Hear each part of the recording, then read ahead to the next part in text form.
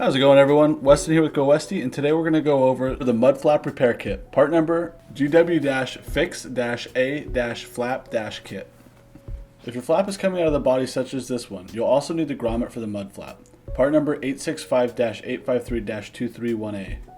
This kit is designed to repair your OE mud flap that commonly tears in this location. We highly recommend doing this install on the vehicle. We only remove the mud flap for clarity. Start by cutting the mud flap just below the metal bracket. Note, this is above where the mud flap typically tears. We recommend doing this with a fresh razor blade.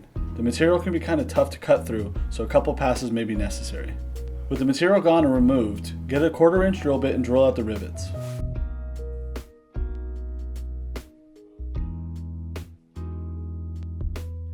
The holes on both of these brackets will also need to be drilled out to 1/4 inch.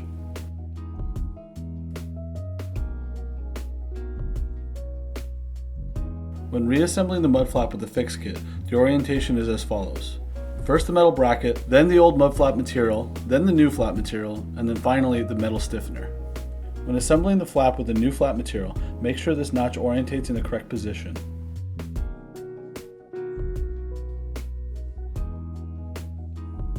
Next, take the bolts and washers and run them through the metal bracket first.